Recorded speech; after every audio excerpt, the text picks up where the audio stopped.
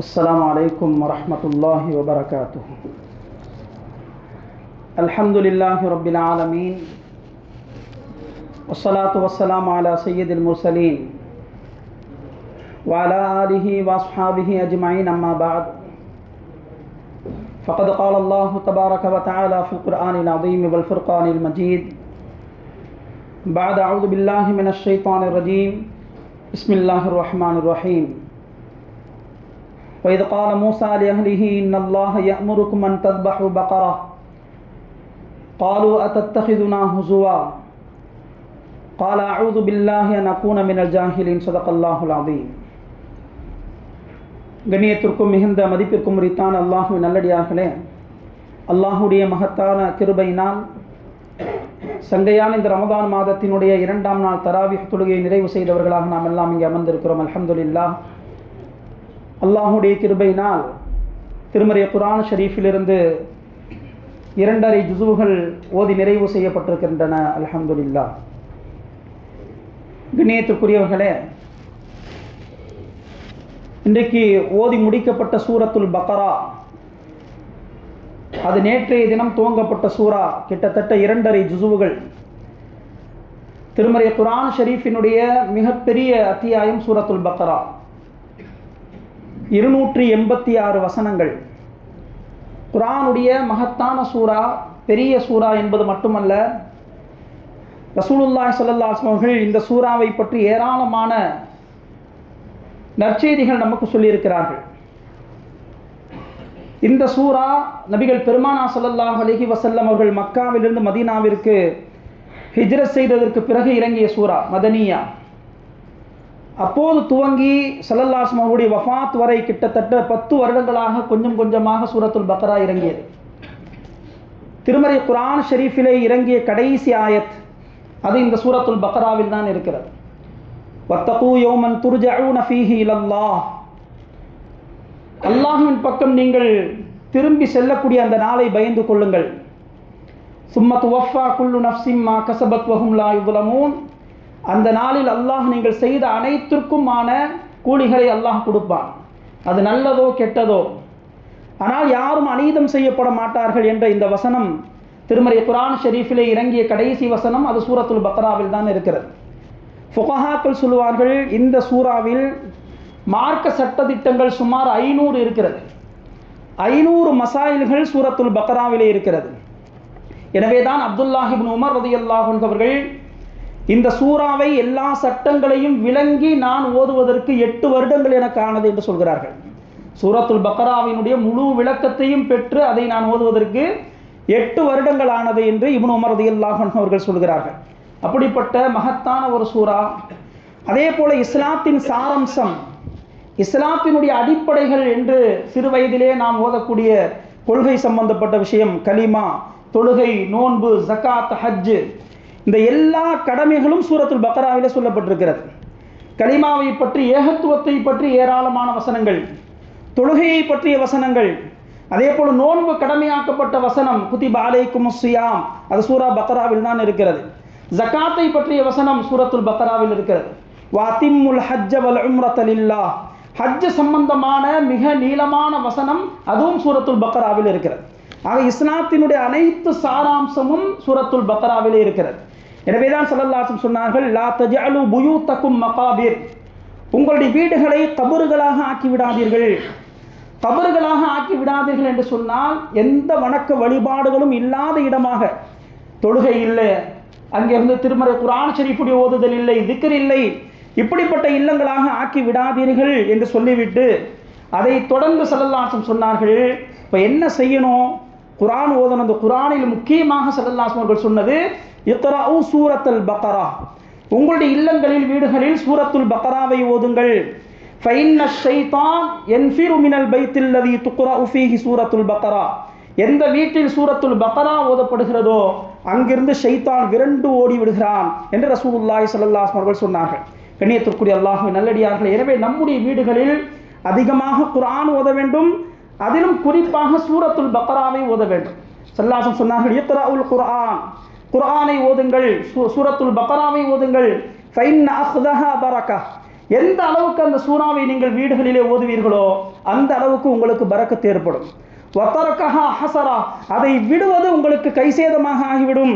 வலா தஸ்ததீஉஹல் பதலா, அடுத்து ஸல்லல்லாஹு அலைஹி வஸல்லம் சொன்னாங்க, சூனியக்காரர்கள் இந்த சூறாவை எதிர்கொள்ள முடியாது அப்படின்னு சொன்னாங்க. சூனியக்காரர்கள் அவங்க என்ன சூழ்ச்சிகள் செய்தாலும் எந்த இல்லத்தில் சூரத்துல் பக்ரா ஓதப்படுகிறதோ அவர்கள் எதிர்கொண்டு எந்த தீமையும் ஏற்படுத்த முடியாது.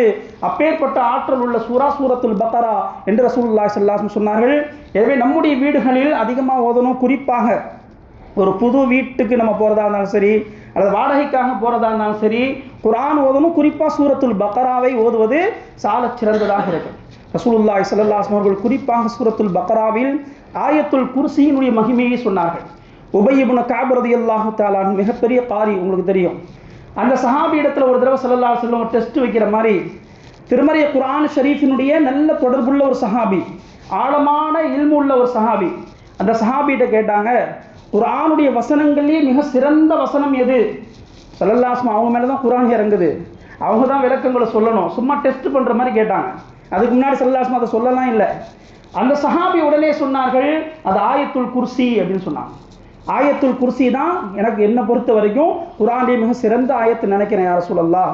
ஸல்லல்லாஹு அலைஹி வஸல்லம் அவர்கள் அல்லாஹ்வுடைய இல்மிலே பரக்கத் செய்வானாக அப்படி துஆ செய்து விட்டு சொன்னார்கள், அதுதான் அப்படின்னு சொன்னாங்க. ஆயத்துல் குர்சி அது சூரத்துல் பக்ராவில் தான் இருக்கிறது. திருமறை குர்ஆன் ஷரீஃபினுடைய அனைத்து வசனங்களிலும் மிக சிறந்த வசனம் ஆயத்துல் குர்சி. எனவே தான் ஸல்லல்லாஹு அலைஹி வஸல்லம் சொன்னார்கள், ஒவ்வொரு தொழுகைக்கு பிறகும் ஆயத்துல் குர்சியை ஓதுங்கள். அப்படி ஓதினால் என்ன பிரயோஜனம் கிடைக்கும்? யார் ஆயத்துல் குர்சியை ஃபர்தான தொழுகைக்கு பிறகு ஓதுவாரோ அவர் சொர்க்கத்தில் நுழைவதற்கு மவுத்து மட்டும்தான் தடை அப்படின்னு சொன்னாங்க. மவுத் ஆயிட்டார்னா எங்கே போயிடுவார்? சொர்க்கத்துக்கு போயிடுவார். அப்போ ஃபஜ்ருக்கு பிறகு ஓதினால் லுஹருக்குள்ள வஃபாத் ஏற்பட்டுச்சுன்னா அவர் எங்கே போயிடுவார்? இன்ஷா அல்லாஹ் சொர்க்கத்துக்கு போயிடுவார். இப்படி ஒவ்வொரு வக்திலையும் ஃபர்தான தொழுகைக்கு பிறகு கண்டிப்பாக ஆயத்துல் குர்சியை ஓதணும். ஸல்லல்லாஹு அலைஹி வஸல்லம் சொன்னாங்க, இரவில் தூங்குவதற்கு முன்னால் யார் ஆயத்துல் குர்சியை ஓதுவாரோ அன்று இரவு முழுக்க அவரை பாதுகாப்பதற்காக விசேஷமான மலக்குகளை அல்லாஹ் நியமிக்கிறான். எவ்வளோ நேரம் ஆயத்துல் குர்சி ஓதுறதுக்கு? ஒரு சில நிமிடங்கள். நம்முடைய பிள்ளைகளுடைய பாதுகாப்பை பற்றி அவ்வளோ நம்ம கவலைப்படுறோம். நம்ம பிள்ளைகளுக்கு இந்த பழக்கங்களை ஏன் நாம் ஏற்படுத்துவதில்லை? இரவில் உறங்குவதற்கு முன்னால் இது போன்ற ஒரு சில சூறாக்கள் ஸல்லல்லாஹு அலைஹி வஸல்லம் நமக்கு சொல்லி அடையாளமாக விட்டு நமக்கு சொல்லிட்டு போயிருக்காங்க. குறிப்பாக இதை ஓதக்கூடிய வழக்கத்தை நம்ம பிள்ளைகளுக்கு ஏற்படுத்தணும்னு சொன்னால் எந்த கண் திருஷ்டி எந்த பிரச்சனையும் நம்ம பிள்ளைங்களுக்கு வராது. ஆயத்துல் குர்சி ஓதுனா விசேஷமான பாதுகாப்பு கிடைக்கும் என்று ரசூலுல்லாஹி ஸல்லல்லாஹு அலைஹி வஸல்லம் சொன்னார்கள். கண்ணியத்துக்குரியவர்கள், அதே போல இதே சூரத்துல் பக்ராவுடைய கடைசி 2 வசனங்கள் ஆமனர் ரசூல் இன்றைக்கு ஓதப்பட்டது.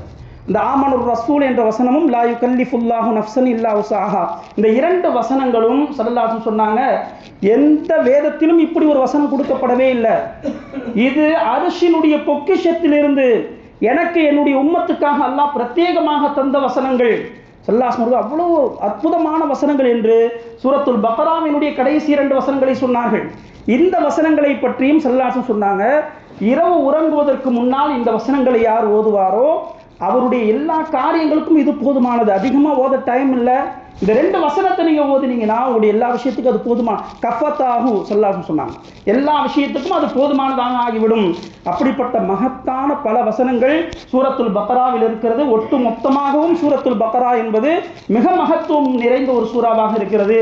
எனவே கண்ணியத்துக்குரியவர்கள், யாருக்கு அல்லாஹ் மரண சக்தியை தந்திருக்கிறானோ முடிந்தால் சூரத்துல் பக்ராவை முழுமையாக மரணம் செய்ய முயற்சி செய்யணும். முடியாத விஷயம்லாம் ஒன்றும் இல்லை. நம்ம முயற்சி செய்யாத வரைக்கும் சின்ன விஷயங்கள் கூட நம்ம கஷ்டம்தான். ஒரு சைக்கிள் ஓட்டுறது கூட வெளியே இருந்து கற்றுக்காமல் பார்த்துக்கிட்டே ஒருத்தர் இருந்தாருன்னா மவுத்து வரைக்கும் அது கஷ்டம்தான். அது கற்றுக்கிட்டதுக்கப்புறம் எப்படி ஓட்டுறாரு? கையை எடுத்துகிட்டு ஓட்டுறாரு. அதுமாதிரி குர்ஆனை அல்லாஹ் சொல்கிறான், நான் இலகுவாக்கி வைத்திருக்கிறேன். அல்லாஹ் சொல்கிறான், அல்லாஹுடைய வார்த்தை சத்தியமானதா இல்லையா? குர்ஆனை நான் மிக லேசாக உங்களுக்கு ஆக்கி வைத்திருக்கிறேன் அப்படின்னு அந்த ரப்பு சொல்றான். நம்ம முயற்சி செய்தால் முடிந்தால் சூரத்துல் பக்ராவை, இது போன்ற முக்கியமான சூரா யாசீன் இருக்கு, சூரத்துல் வாக்கியா இருக்கு, சூரத்துல் முல்க் இருக்கு, அலிஃப் லாம் மீம் சஜிதா இருக்கு, இது போன்ற முக்கியமான சூறாக்களை முழுமையாக மரணம் செய்ய முயல்வது இல்லை என்று சொன்னால் இது போன்ற முத்தான வசனங்கள் ஆயத்துல் குர்சி, பக்ராவினுடைய கடைசி 2 வசனங்கள், இப்படி முக்கியமான பல வசனங்கள் குறித்தும் சொல்லியிருக்கிறாங்க. அதை மட்டுமாவது நம்ம ஹிஃப்து செய்யறதுக்காக முயற்சி செய்ய வேண்டும். இந்த சூறாவிற்கு ஏன் பக்ரா அப்படின்னு பேர் வந்துச்சு? பக்ரா அப்படின்னு சொன்னால் பசு மாடு அப்படின்னு அர்த்தம். அல்லாஹ் தஆலா ஏன் இந்த சூறாவுக்கு இந்த பேர் வச்சான்னு சொன்னால், இதில் ஒரு நிகழ்வை சம்பவத்தை அல்லாஹ் சொல்கிறான். பனி இஸ்ரவேலர்கள் ஒரு மனிதர் இருந்தார், மிகப்பெரிய செல்வந்தராக இருந்தார். ஆனால் அவருக்கு வாரிசு கிடையாது. அவருடைய சகோதரனுடைய மகன் இருந்தார். இவர் இறந்தால் அந்த சொத்து யாருக்கு கிடைக்கும்? சகோதரனுடைய மகனுக்கு தான் கிடைக்கும். இவர் போகிற மாதிரி தெரியல. இவர் என்னைக்கு போகிறது, அந்த சொத்தை என்னைக்கு அனுபவிக்கிறது யோசிச்சுக்கிட்டே இருந்தான். அவனே கொலை செஞ்சுட்டான். அவனே கொலை செய்து ஒரு வீட்டு வாசலில் போய் போட்டுட்டு, பாவீங்களா இவங்க கொலை பண்ணிட்டீங்கன்னு கத்துறான். இவனே கடைசியில் விசாரித்து பார்த்தா கொலை செஞ்சதே இவன் தான். கொலை செஞ்சது யாருன்னு தெரியல. அப்போ அந்த காலத்தினுடைய நபி மூசா அலைஹிஸ்ஸலாம் அவங்கள்ட்ட போய் சொல்லப்படுது. மூசா அலைஹிஸ்ஸலாம் அல்லாஹ்விடத்தில் கேட்கிறார்கள். அல்லாஹ்வுடைய உத்தரவு இன்றைக்கு அந்த வசனம் ஓதப்பட்டது. வைது கால மூசா லிகௌமிஹி இன்னல்லாஹ யஅமுருக்கும் அன் தஸ்பஹு பக்ரா.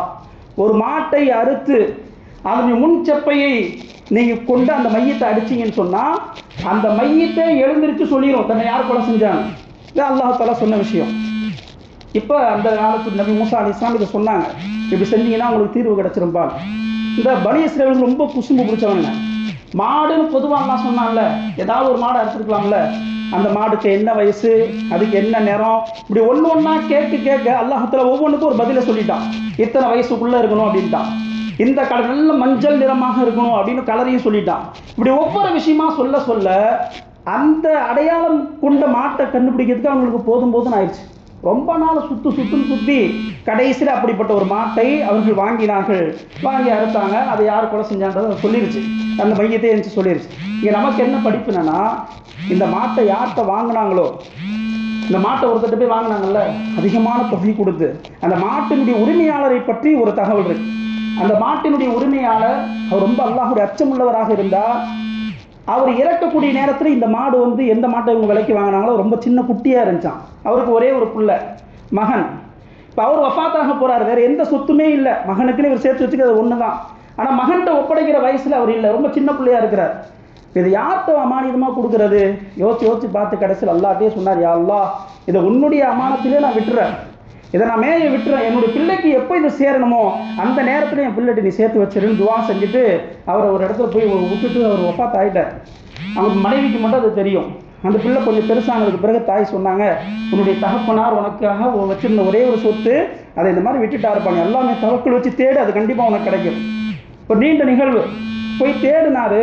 ஒரு இடத்துல அது மேய்ந்து கொண்டிருந்தது. இவரை பார்த்த உடனே ஒரு எஜமானனுக்கு முன்னால் அடிமை நிற்கிற மாதிரி நின்றுச்சான் அவர் முன்னாடி. அல்லாஹ் கொடுத்த நியாமத். இப்போ இதில் என்ன சொல்கிறாங்கன்னா, அந்த மனிதர் ஹலாலாக சம்பாதித்த அந்த சொத்து அவர் தன்னுடைய பிள்ளைக்கு இது நல்ல முறையில் போய் சேர வேண்டும் என்று அல்லாஹ்விடத்தில் துவா செஞ்சு எந்த பந்தோபஸ்தும் பண்ணல, அல்லாஹ்வுடைய பாதுகாப்பிலே விட்டுட்டாரு. அல்லாஹ் தஆலா அந்த பிள்ளைக்கு அதை சேர்த்து வைத்தான். அந்த பனி இஸ்ரவேலர்கள் எவ்வளோ விலை கொடுத்து அதை வாங்கினாங்கன்னா தஃப்சீரில் எழுதுகிறாங்க, அந்த மாட்டினுடைய எடை அளவுக்கு தங்கம் கொடுத்து வாங்கினாங்களாம். அந்த மாட்டினுடைய எடை அளவு தங்கம்.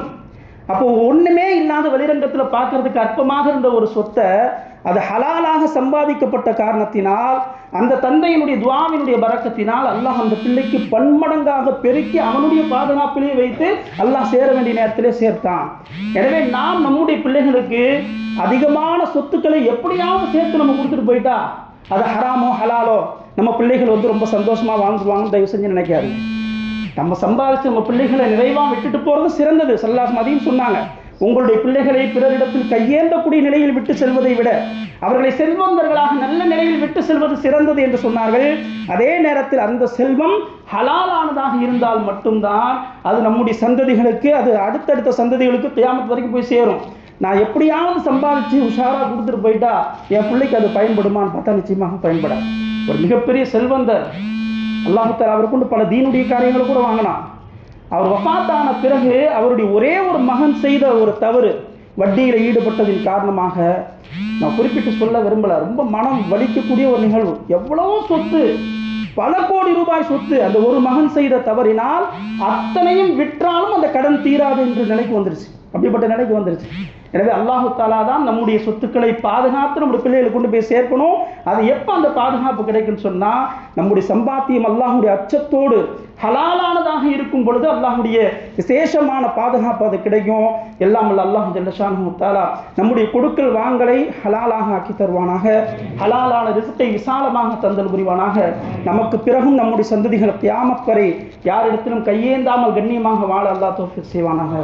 ஆமீன்.